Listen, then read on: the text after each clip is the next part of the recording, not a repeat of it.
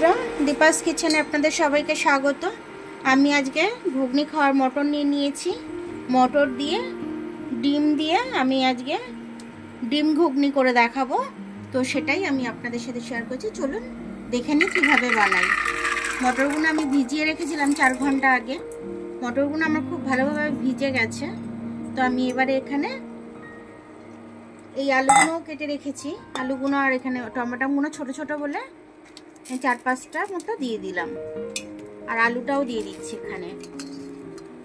দিয়ে আমি এটা সেদ্ধ বসিয়ে দেবো। এবার আমি জলটা দিয়ে দিলাম সেদ্ধটা হওয়ার মতো। নুন দিয়ে দিলাম, একটু হলুদ দিয়ে দিলাম, মিশিয়ে নিলাম। এবার আমি চাপা দিয়ে দেবো।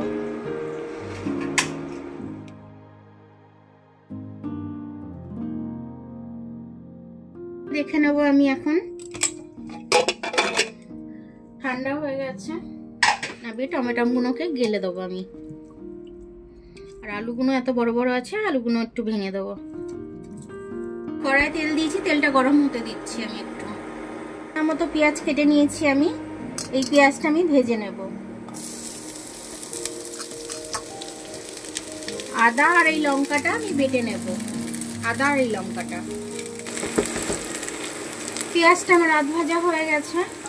এর থেকে বেশি ভাজবো না, ঘুগনি তো অল্প ভাজলে মুখে পড়বে, কাঁচকাচ করবে, একটু ভালো লাগবে। একটু লঙ্কার গুঁড়ো দিয়ে দিচ্ছি আমি। কাঁচা লঙ্কা অল্প দিয়েছিলাম, তার জন্য একটু গুঁড়ো লঙ্কা দিয়ে দিলাম। জিরে দিয়ে দিচ্ছি। আমি খুব সাধারণভাবে করছি,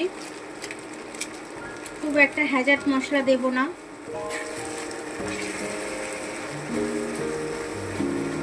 একটু কাশ্মীরি লাল লঙ্কার গুঁড়ো দিয়ে দেবো কালার আসার জন্য। একটু হলুদ দিয়ে দেবো। এবার আমি মশলাটা একটু কষে নেব। মশলাটা কষতে কষতে আমার তেলটা ছেড়ে দিয়েছে পুরো। তার মানে হচ্ছে আমার মশলাটা পুরো ভালোভাবে কষা হয়ে গেছে। এবার আমি ঘুগনিটা ঢেলে দেবো এর মধ্যে। এবার ঘুগনিটা ঢেলে দিলাম।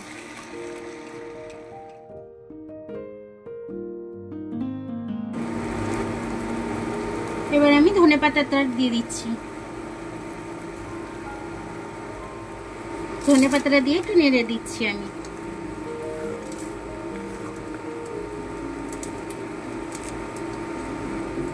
আমার এটা হয়ে গেছে, নামিয়ে দেবো এবারে। এর মধ্যে আমি একটু গোলমরিচের গুঁড়ো দিয়ে দিচ্ছি, খেতে সুন্দর হবে তার জন্য।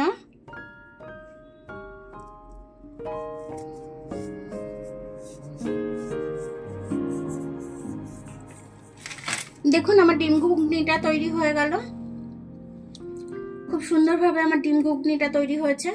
এরকম খেতে খুব ভালো লাগবে। আর বাচ্চারা তো ডিম হলে আর কিছু চাইই না। ঘুগনির সাথে ডিম পাবে, মজা করে খাবে। বড়রাও খাবে, আপনারাও খাবেন, খুব ভালো লাগবে। এরকম করে একদিন করে খাবেন, খেয়ে বেশ আপনাদের ভালো লাগবে। যদি ভালো লাগে তাহলে কমেন্টস করবেন আমাকে যে আপনাদের কেমন লাগলো আমার ভিডিওটা। আমার ভিডিওটা দেখার জন্য অনেক অনেক ধন্যবাদ। আমার ভিডিওটা যদি আপনাদের পছন্দ হয়, লাইক, সাবস্ক্রাইব, বেল আইকনটা একটু টিপে দেবেন।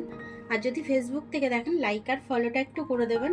আবার কাল দেখা হবে নতুন রেসিপির সাথে। ততক্ষণ আপনারা ভালো থাকবেন, আমি আসছি।